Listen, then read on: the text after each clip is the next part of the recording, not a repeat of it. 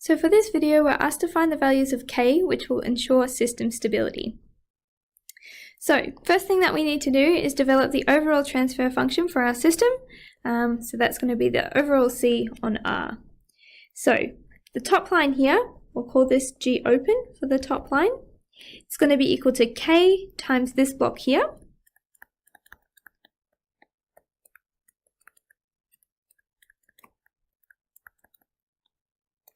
Alright, and now the feedback function that we have here, we can see it's negative feedback. I'll call it H. All that we've got in that part is 5 on S, so that's the transfer function there. So the overall transfer function, which is the same as the closed transfer function when you're considering the feedback section, call it G over all, is equal to this. Alright, so yeah, that's the equation for general negative feedback. So all we need to do is substitute into the equation.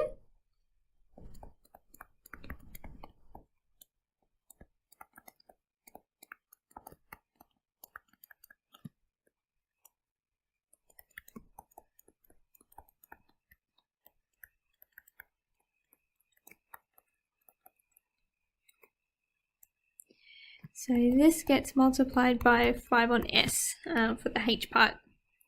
And we have complex fractions going on. So to make this look a bit neater, what we need to try and do is cancel this part here against a common denominator of that on the bottom line of our complex fraction. So what I'm going to try and do is get the term here, which is a 1 at the moment, to have the same denominator as what we have for the other side, this part here.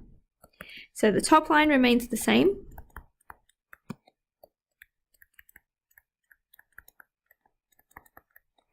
Okay, and now the bottom line. If I want this 1 to have this denominator, I need to multiply everything by this denominator, top and bottom line.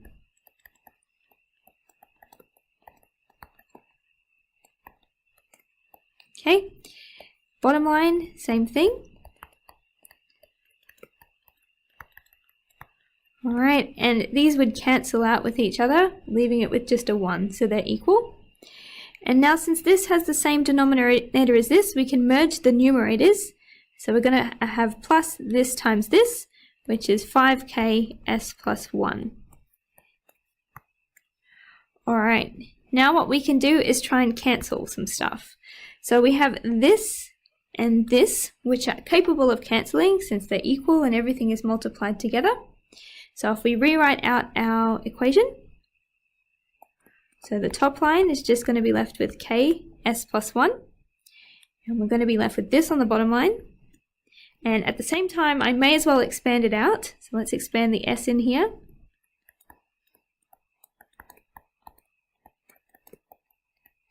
And why not expand this as well?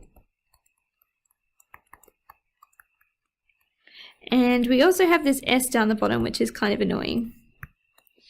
So if we want to get rid of this, what I can do is again multiply top and bottom lines by s. This one cancels with this one. So we're left with our equation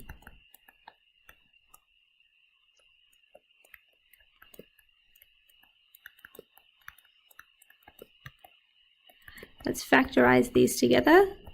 So they're both the s parts, and then 5k is left on the end.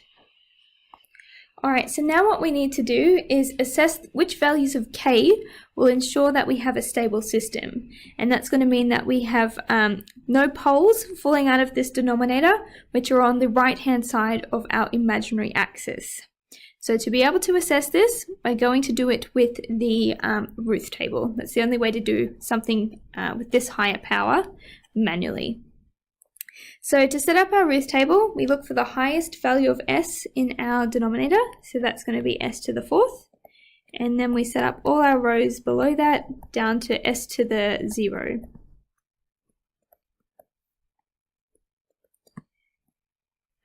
Alright, set up some columns. So filling this in, the highest power of s is the 4th one, and the coefficient out the front is just going to be a 1. So that goes in here.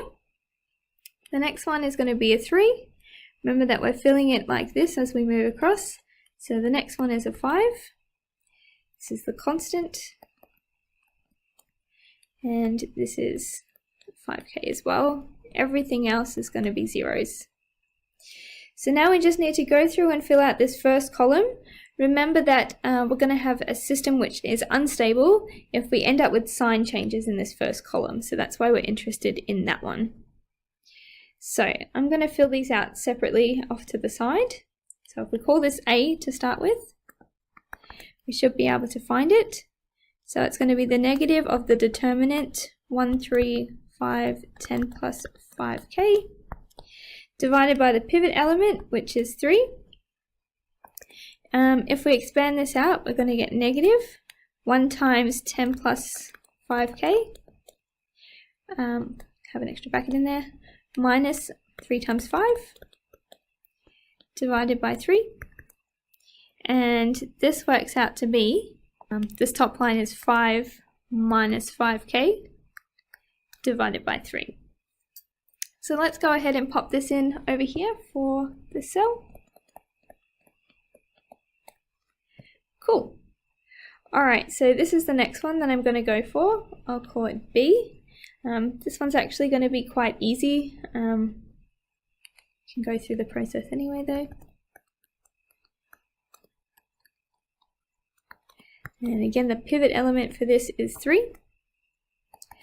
So when we multiply it out, we're going to get negative of 1 times 0 minus these multiplied together, which is 15k, divided by 3. So this is 0, which means it goes away, and the 3's end up cancelling as well. So all that you're left with is 5k. So we can go and pop that back up here. Alright, so the next one we'll go for is this one. I'll call it C. Let's go pop it in here.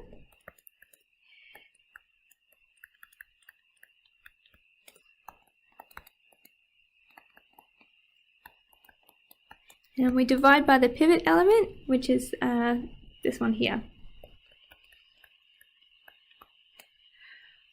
Alright, so expanding this one out, we get negative 3 times 5k, that's 15k, minus these two multiplied together,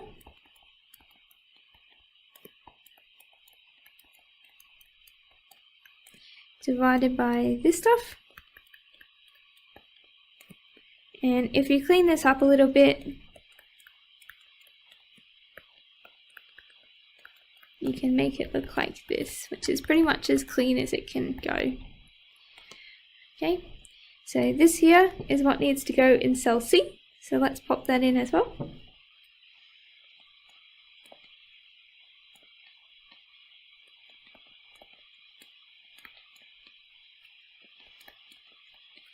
Okay. This one here, all these zeros end up getting carried down. So this one is going to end up being 0. That's a 0 as well. This one, because when we take the determinant, we're going to get 2 zeros on the right hand side of the matrix. The determinant works out to 0, so therefore this cell works out to 0. So the last one that we need to deal with is this one. Alright, let's call it D. And what we're going to find is that this one works out to be 5k. I might not even show you the working step. Alright, it's going to work out to 5k. It follows the same pattern where if you get a 0 on the bottom here, essentially this is going to end up cancelling with the divided by the pivot element, so you're going to end up with this one just getting transferred down. And I think if you look at the pattern here, you can see it transferred to here and then transferred to here as well. Alright, so that's our complete table, for at least the first column anyway, because that's all we're interested in. Okay, so I've just copied down our table. So what we're looking at is the first column of this table, and everything is going to need to be positive because this first number here is a 1, and that's positive. Obviously we can't change that 1 because there's no unknowns in there which we have control over. Obviously we have control over k, so we are able to change that. So 1 is positive. Alright, the next cell that we go to is also positive. It's a 3. Therefore we're on track still to have a stable system. So the next cell again down needs to be positive so that we don't have a sign change. So that means that 5 minus 5k on 3 has to be greater than 0.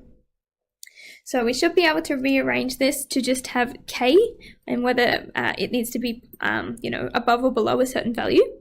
So if we multiply 3 over to the other side, we're going to get 3 times 0 is equal to 0. I can then swing this to the other side, so we're going to get 5 has to be greater than 5k. And then dividing both sides by 5 so that we get k on its own. 5 divided by 5 is 1. So what we find is that k has to be less than 1. So if I want, I can write it like this. Alright, so as long as we satisfy this, this cell here is going to be a positive value. Alright, so moving on to the next one. Again, we have k's in here which we have control over, and we're going to need to find an expression for what that k needs to be in order for that cell to be positive. So let's copy out the expression.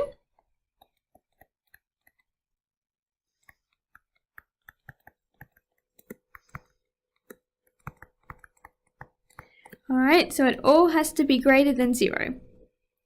So let's do some rearranging. If we multiply everything by this denominator here, we're going to get negative 45k plus, this is all going to get multiplied by this. Okay, and 0 times by this is still going to be 0. So I'm going to need to expand out this brackets.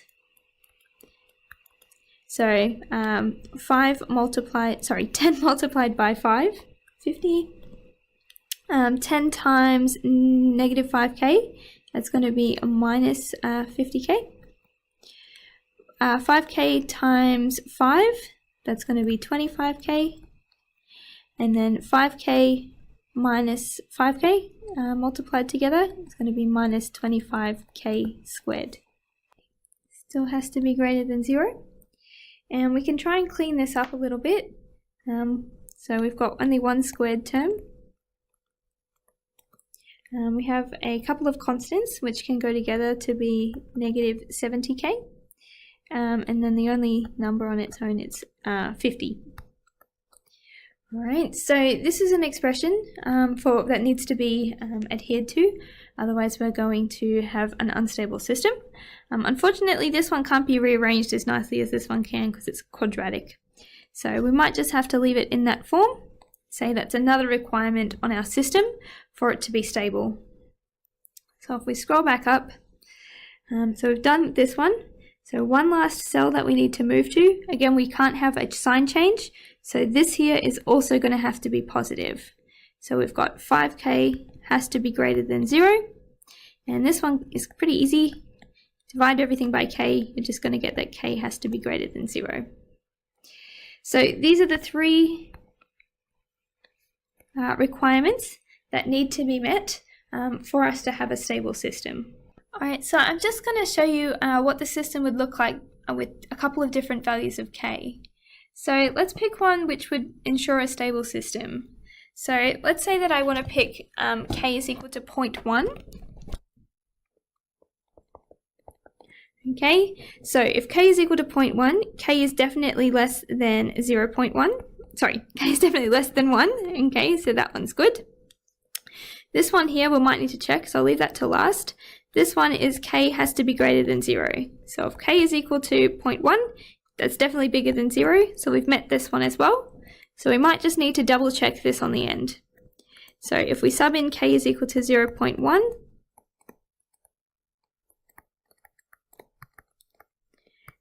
okay, if we solve for what's on the left hand side here, we get 42.75 has to be greater than 0. This is true. So therefore we've met all 3 of our requirements and we should have a stable system. So if we want, we can simulate that on MATLAB, and I've just written us a little code here for that. I've set up my transfer functions, the feedback loop, and got my overall transfer function. And I'm going to simulate this with a step input. So if we have a look at, what this looks like, we can see that indeed it is a stable system in the end. So it does have a high degree of overshoot that we can see here, and it takes quite a bit of time to actually settle down. but we can see that eventually it's going to have a stable value, which means it's a stable system as well. So if we contrast this against something that we know is going to be unstable, so let's pick a different value of k. Let's pick something we know is unstable. So let's say we pick k is equal to 2. Okay, so our first requirement here is that k needs to be less than 1. So that hasn't been met, so therefore we would expect it to be unstable. So we can have a look at what this looks like. Just need to change over, so it's going to be 2 instead now. And if you look at the response, it's like, I don't know, this is 10 to the power of 25, so it's a massive number here. It's basically just oscillating more and more and more out of control as it keeps on going. Even if you zoom in a bit, it's probably going to be really hard since we've only got 10 to the 23. But even if you zoom in on this at a reasonable kind of resolution, it's going to be up and downy, up and downy, up and downy. It's just that, yeah, because it's kind of so small at the beginning here in comparison to what's happening at the end, it looks like it's flat. But anyway, it's an unstable system. It's never going to reach a steady value. So that's all there is for this one. See you in a different video.